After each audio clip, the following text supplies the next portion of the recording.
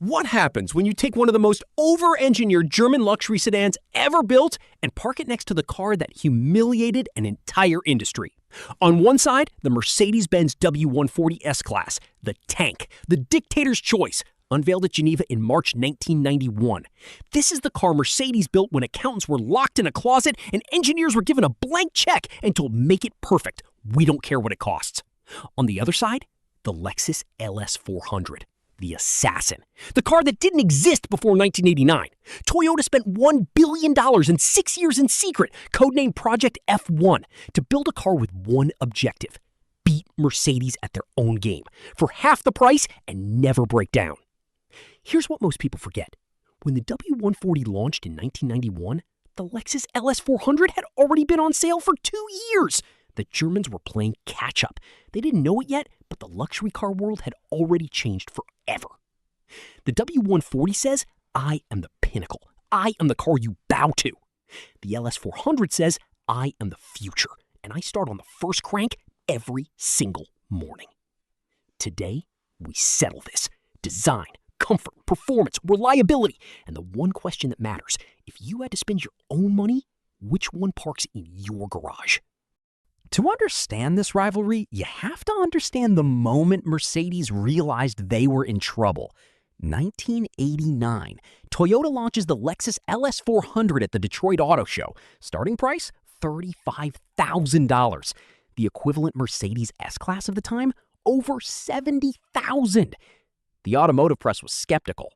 A Japanese luxury car? Cute. Now move aside so we can look at the real cars. Then they drove it. The LS400 was quieter than the Mercedes, smoother than the Mercedes, and it had panel gaps tighter than anything coming out of Stuttgart. Lexus sold over 42,000 units in the first year in America alone. They outsold Mercedes. They outsold BMW. They outsold Jaguar. In Germany, panic set in. Mercedes had been developing the W140 S-Class since 1981. The car was almost ready, but after seeing the LS400, Mercedes did something unprecedented. They delayed the launch by 18 months. They ripped up their plans and rushed to develop a V12 engine just to have something Lexus couldn't match. Let that sink in. The most prestigious car company in the world, the inventors of the automobile, delayed their flagship because a company that used to make Corollas had out-engineered them. That is not just competition. That is humiliation. Park these two side by side, and the difference in philosophy hits you immediately. The W140 was designed by Bruno Sacco, and it looks like it was designed to invade a small country. Wide, square, massive. When a black W140 pulls up behind you at night, you don't check your mirrors, you check your pulse. The grille alone looks like it could inhale a Honda Civic. The monoblock wheels, the parking rods that rise from the rear fenders like submarine periscopes. This car does not ask for respect, it takes it. The LS400 took the opposite path. It doesn't want to intimidate you, it wants to seduce you. The lines are clean, understated, aerodynamic, a drag coefficient of just 0.29, better than both the Mercedes and BMW. It's the car you drive when you've already made it and you don't need to prove anything to anyone. The LS400 whispers. The W140 shouts. One makes you feel like a dictator. The other makes you feel like a CEO. Which one is better? That depends entirely on who you are. Step inside the W140 and you understand why people still call it the last true S-Class. The doors close with a sound that Mercedes engineers spent months perfecting, a deep, vault-like thud that makes you feel like you've just sealed yourself inside a bank vault. The double-pane windows create a level of silence that is almost supernatural. At highway speeds, you can whisper to your passenger and they will hear every syllable. The seats are not seats, they are thrones. Thick leather, perfectly weighted buttons. Every surface feels like it was carved from a single block of granite. Then you sit in the LS400, and something strange happens. You realize this is just as good, but different. The LS400 interior measured just 58 decibels at 60 miles per hour. That's quieter than the W140, quieter than a library. Toyota used triple-sealed doors, acoustically engineered glass. They spent thousands of hours just eliminating noise. The result is a cabin so serene, it's almost unsettling. And then there's the Nakamichi audio system. If you know, you know. If you don't, just understand this. It is one of the finest factory sound systems ever fitted to any car, any era, any price. The W140 interior feels like old money. The LS400 interior feels like smart money. Both are extraordinary, but one was built to impress your passengers, the other was built to impress you every single time you turn the key.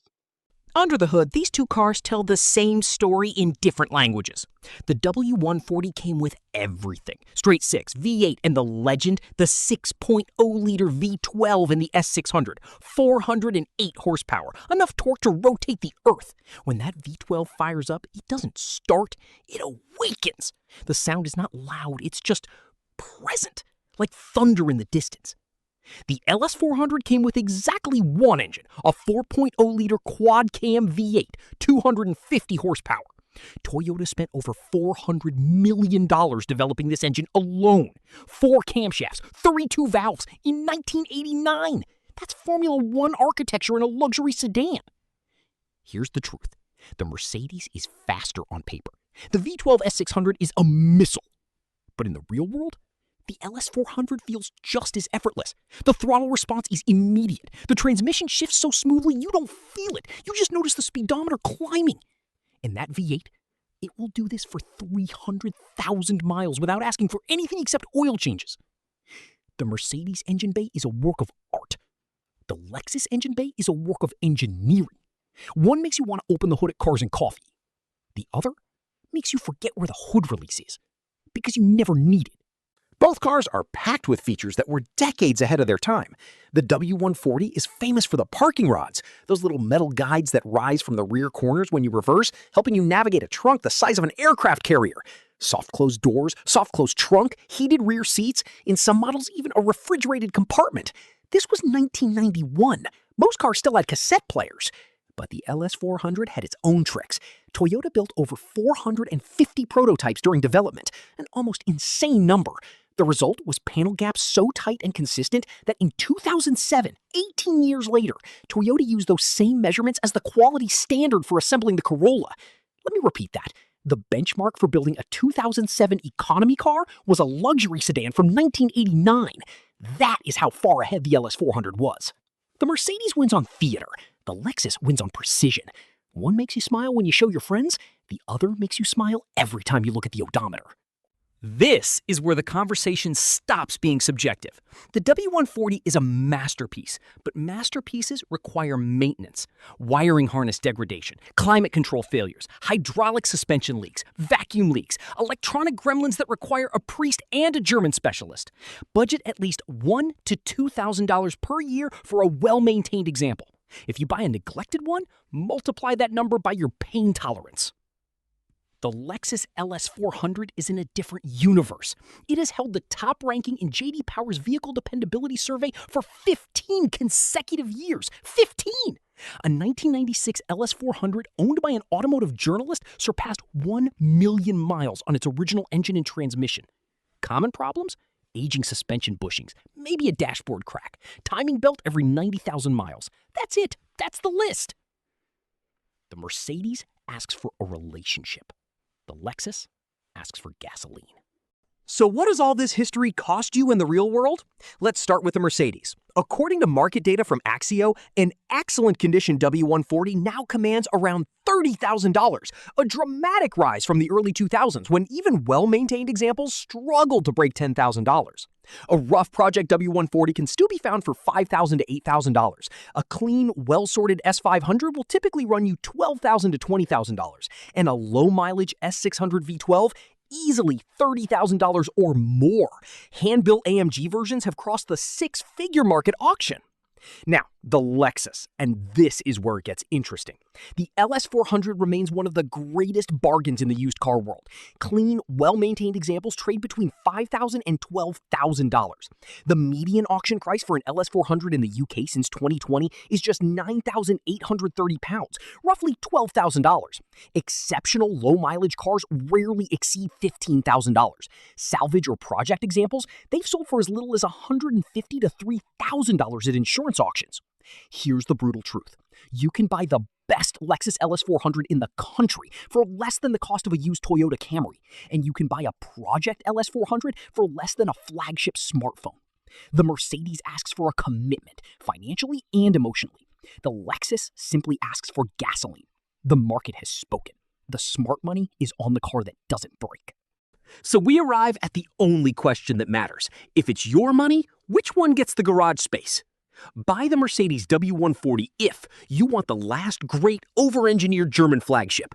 You want a car with more road presence than a SWAT team. You want to feel like you've arrived every single time you drive. And you have a mechanic you trust, or deep pockets. Buy the Lexus LS400 if you want the smartest luxury car ever built. You want V8 smoothness, bank vault silence, and the confidence that your car will start tomorrow, and the next day, and the day after that. You want a car that beat Mercedes at their own game and then proved it could do it forever. The W140 is the car your heart wants. The LS400 is the car your brain demands. One is a masterpiece of ambition. The other is a masterpiece of execution. The Mercedes W140 is the last car Mercedes built when engineers ran the company. The Lexus LS400 is the first car Toyota built when they decided to conquer the world. One survived as a legend, the other survived as a million-mile benchmark. So we want to know, which side are you on? The German tank that refuses to compromise, or the Japanese assassin that changed the rules forever? Drop your answer in the comments. And if you want more content like this, make sure you subscribe to Crank Clash. We drop car rivalry content every single week. See you in the next one.